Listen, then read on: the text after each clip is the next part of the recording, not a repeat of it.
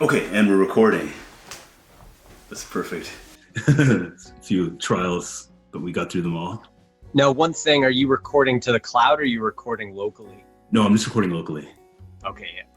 Yeah, so I wanted to say that anything that is said here, if there's something that you find is questionable and you want to undo it, I can edit it out later, no problem. No, I can almost guarantee you there's nothing I'm gonna say that's gonna be, and I've said a lot of dumb things and I've never deleted them, so I'm pretty sure we're gonna we're gonna cover some pretty safe territory here. Wow, that's something I can admire. Appreciate you, yeah. Yeah, a man of few regrets. Oh, yeah. There's no regrets. There's definitely some questionable things in my life that are just like, did I really have to do it that way? Was there not a better way of doing things? But that's if I had known better, I wouldn't have done it, and then it wouldn't be me. So Yes, would have still been a life truly lived. that's just, oh, maybe that wasn't the wisest. That's wonderful. So, Michael Pacitto, that's your name, and we've known each other for some time. But I'll give a quick rundown of who you seem or how you appear from the outside observer. You are the CEO of Market Pie, Yes. and before that, or yeah, I guess you also worked with the North Grenville Times. You've been a business owner in some capacity with some different operations you've had over the years. You've also been a photographer and a musician, and I guess also a band leader and a graphic designer. Yeah, one of those. Those are some of the highlights. Yeah. Nice. And I guess they're all still a part of you. I can't imagine that you ever lose touch with some of those things. No, you really don't. And I think that's one of the coolest things that I'm starting to find is that there's a lot of really mundane things that I've done in my life that aren't as exciting as the things that you've listed. And what's really cool is just kind of seeing how some of those little mundane things can even add value and be used in, the bigger things that you do later on in life. Like, I think one of the craziest things that one thing that hopefully you isn't so well known about me is I ran this. I played this video game called RuneScape a long time ago, and you don't need to know much about video games to know the story. But I basically did a silly thing in the game, which was I got bored and I picked a lot of cabbage in the game. It was one of those games where the 1,000 people play, and I decided to just pick cabbage all day long. And what happened is that a bunch of people started doing it with me, and then I started building a community around this silly act of doing something like picking cabbage. And how that relates to business, I never thought ever would. But in my marketing hat now, I kind of have this philosophy of no matter what you do in life, just kind of go all in on it.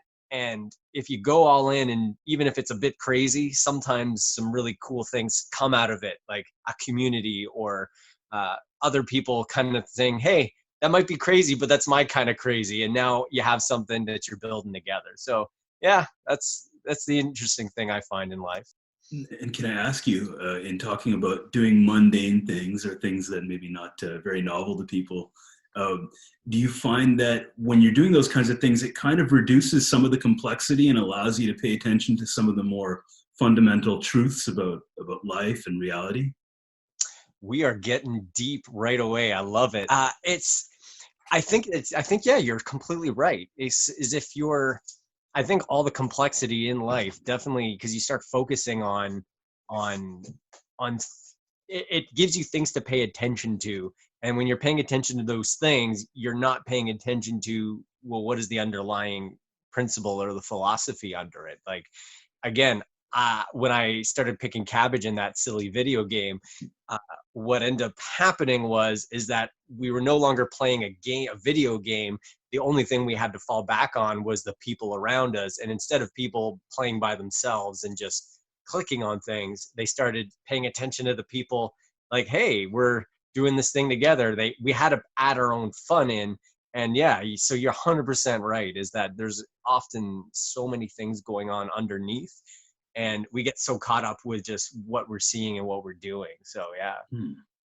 Yes, speaking of, I have to say, I've never jumped so deep into a conversation right away, but I'm game. that's good. That's what I like to hear. So I guess we have sort of a history, and we played in a band together some years ago. I was playing bass, you were playing guitar, and I think after that we kept in touch as good friends. And you're very consistent, and you have a great outlook and enthusiasm and energy that seems inspiring and probably very useful at this point in time.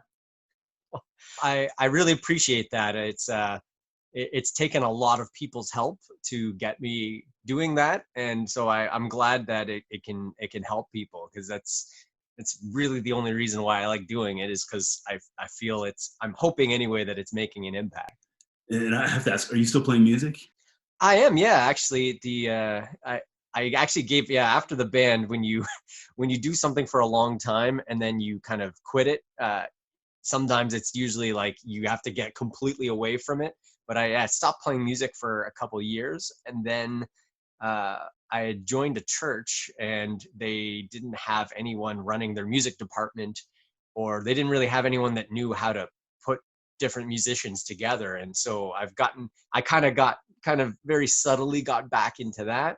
I started playing a little guitar, and then I discovered that, hey, I actually really love drums, and now I've been playing. I mainly play bass and drums now, and yeah, so yeah, it's still, the music is still there, and it's kind of, yeah, again, another thing. I thought I was never gonna play like music really again. I had given up completely, and then these little skills that I brought up were able to be used to kind of help a bunch of people who needed a little bit of guidance and some structure to things. Wow. Hmm. Oh, that's awesome. And it probably brought a lot of joy back into your life. It did. It did. I think what it did also too, we're talking what you just mentioned earlier, right? Talking about stripping things away. I think for me, when I was doing the band, I was really focusing on the band side. And I think, there was a little bit of, you lose a little bit of love when you get so focused on something. And when I kind of got pulled away from all that, and I could just get back into playing music for a more joyful reason, I think that really brought it back for me. Yeah. Yeah, that's right. We get very, what's the word? It will narrow in our perception. We get tunnel vision, especially when we're looking at specialization and mastery. And in a world full of specialization, often we start to forget about the fact that there's systems at play, and that the systems are feeding into each other, and that you can't even necessarily delineate them, but you got to see what the overarching behavior is, and how that's affecting everyone. The band is a perfect example of that. And I think also a very intimate one, which creates lasting relationships, sometimes lasting resentment, but it's something that you can never forget. Well, I'm very happy to say that you didn't fall on the negative side of that spectrum. And but yeah, no, it's well, yeah, because again, you have a relationship, right? And everyone goes into relationships with different, sometimes different intentions, and that, what gets found out, you only find out that that relationship isn't working really well when you commit to something, right?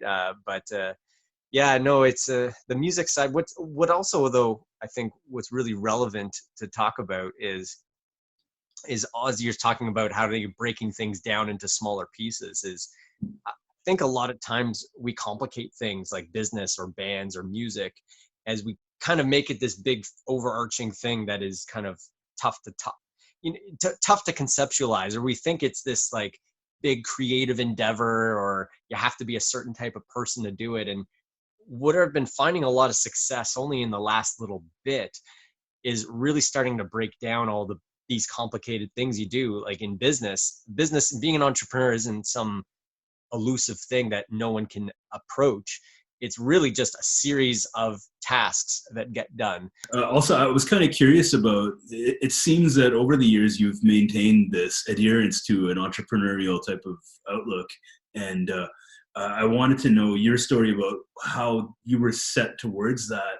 And also, I thought a little bit later we could get into how things have changed lately. What some of your the different behaviors that business owners are undertaking, and what kind of changes they've had to make to survive, and how things are looking in the future, and what our expectations are. Wow, predict the future and sum up the past. Well, actually, funny enough, there's both of those kind of questions. What's happening in business right now? From my perspective, I'm not anyone great or known for predicting these things, but what I'm really sure of is I know where I kind of came from with the newspaper, and it came from a place of being in a small community and in a small business and seeing all the different businesses, because we did the advertising for all these businesses, and realizing that they all kind of needed some help. And when I saw that every business really didn't have an understanding of their marketing and just wanting to learn some skills to be able to help them, that's where I kind of find my path. I started realizing, oh, these skills can help other people, and you can sell them and sell that service or skill. And when I think about where marketing and business is going right now, one of the coolest things that I think everyone should be paying attention to is how the mindset of the average entrepreneur business owner is really becoming uh, a really powerful force for people. So the old concept of a big business was the big corporate business that's soulless, faceless, treats its employees poorly. And while I still think there's a lot of bigger businesses like that, I think what's really cool is this free market idea of may the best business win. People are starting to realize that the best business that wins is actually the one that helps their people out. And that whole idea of saying, that's what got me started in business, was wanting to help people and wanting. And now if I want to build a business with employees, I need to help my employees grow. And I'm seeing every business owner that is anywhere along the spectrum of success, that's what they're all saying. So I'm really excited about that. So yeah, I'm no Nostradamus, but where I do see things going is that if you want to be a successful business in 2020 and beyond, whether you're doing marketing, whether the types of products you want, the type of people you're hiring, how you organize your company, I would say a solid piece of advice is to always be giving and helping and thinking how you can make things better for anything you do. And as soon as you start thinking about taking, I think that's when you're going off the path. So that's a really exciting thing. Interesting. Yeah, it's sort of it corrupts the process. It's I think when you're always asking, it's like, what's happening, what I think a lot of people get fixated on what is the future, what's happening, what's going to happen. And as COVID has just kind of told us, we can't predict that. But what we can do is look around at what's working now and what didn't work before. And I think what didn't work before for people was being an isolated, trying to be an island, or not building a network, building an odd. Instead of, a lot of businesses just try and sell and make products and sell them, and that's it. But most businesses, if you really want to survive, you need to have a network. You need to have good relationships with other business owners.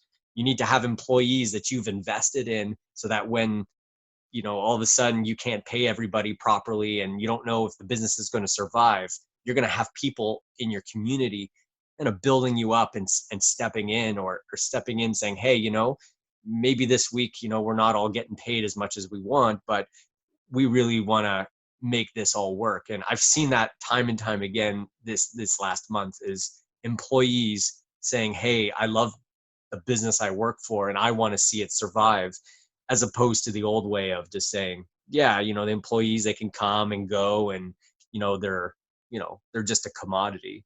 Mm-hmm. Mm-hmm. The cogs. Yeah. Cogs. Yeah. Well, I think, that's how a business work is. Yeah. At the end of the day, we are all just a cog in the business wheel of some sort.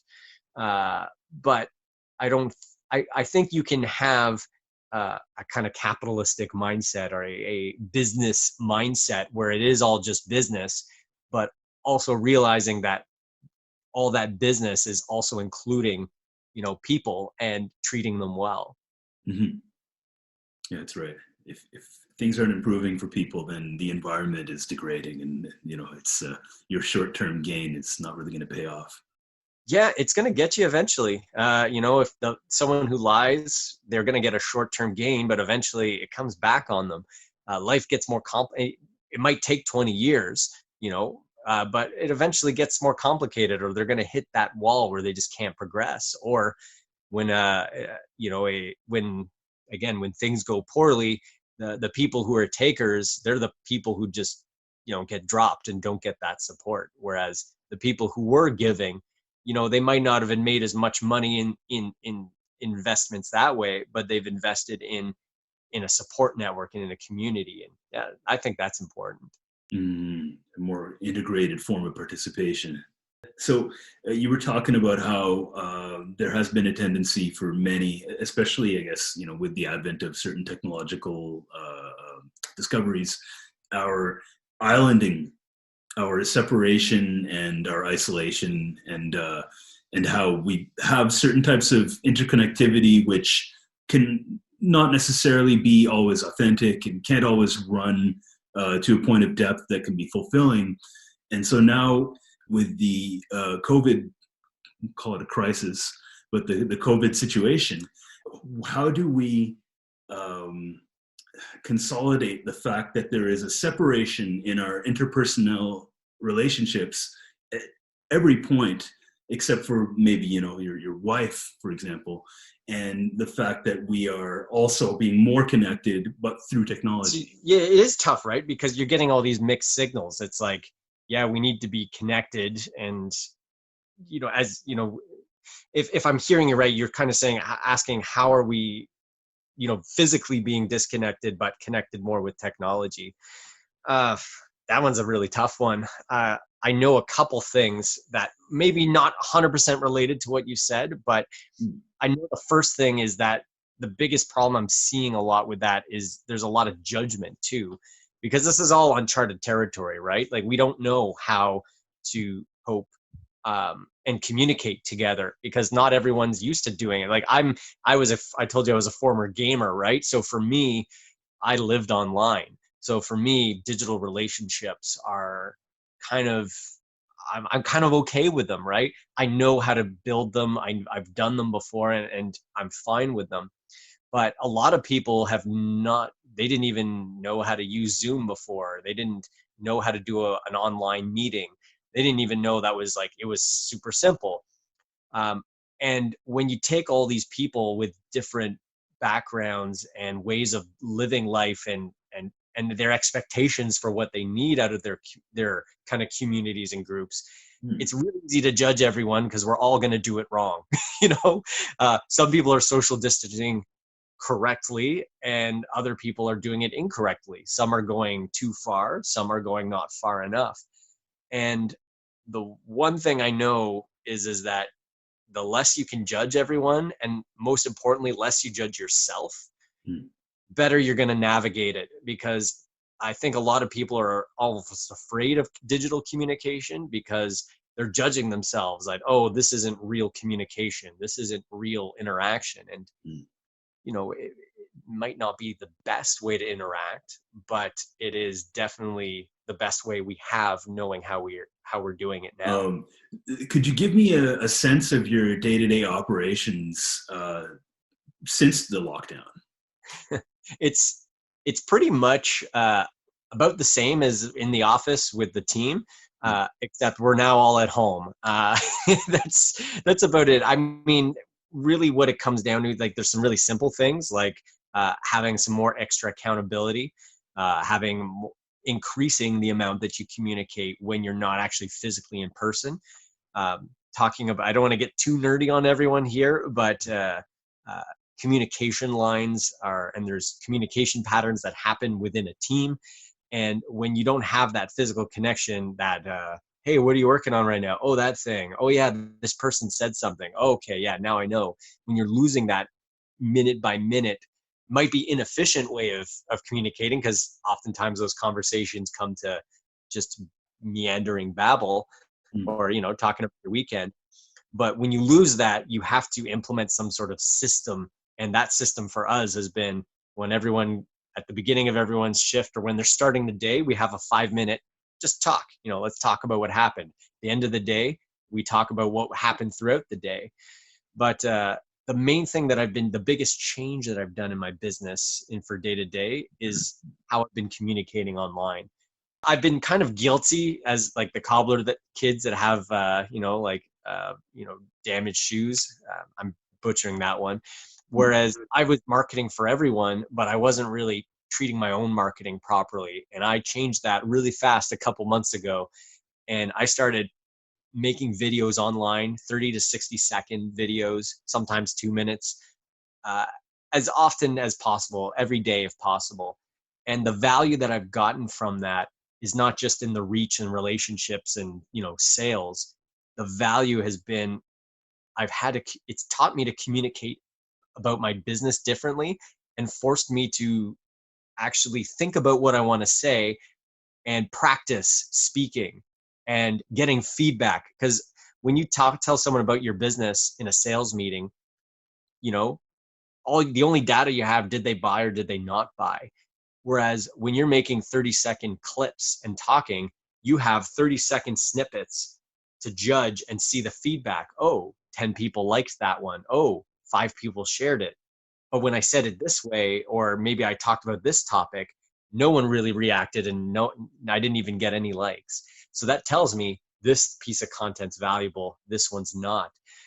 So it's been really cool by doing that. So I maybe the COVID even sped it up because I had even more time to do these things that I usually didn't have time for. But now I realize I should have been doing it. I should have been making time for this a lot more. I got one final question here. So if someone truly believes that they're right and believes that they have a path that is worth taking, but it flies in the face of all those around them and those whose trust they would benefit from in pursuing this goal, at what point, especially when they're running out of time, at what point do they decide to say, you know what, fuck you, fuck everyone, I'm going to put my head down and I'm going to see this through?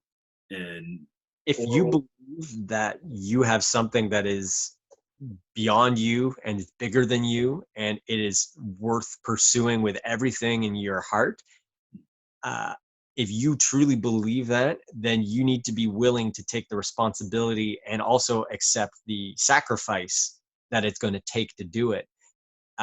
If you want the whole world to change because you have a viewpoint that you think is right, and it's contrary to how the world works, well, the onus is on you is to do the work required. That's why we have heroes throughout history, right? Is that they did something that took sacrifice,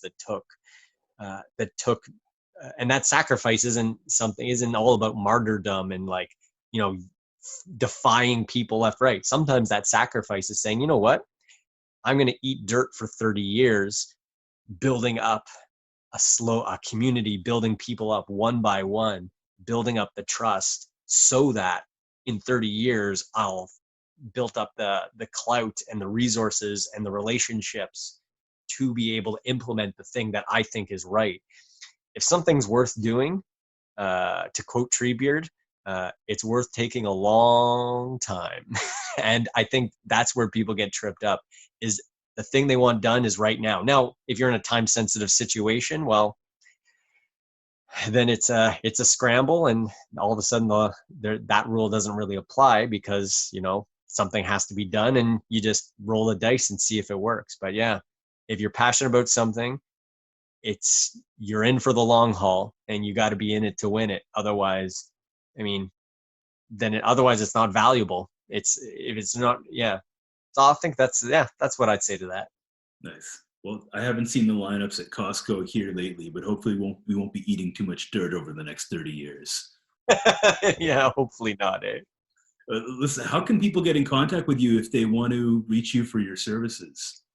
Michael Pacitto on LinkedIn, Facebook, and all those other places. Market Pie Ottawa is the tag for my Market Pie marketing business, and I basically, I'm all about just meeting people. If anyone's out there and they're stuck, I don't do sales. I'm kind of more of a doctor. I like helping people and solving their problems. And if it's a problem I can solve, great. And if it's not, I want to put them in touch with the person that can help them. So Awesome.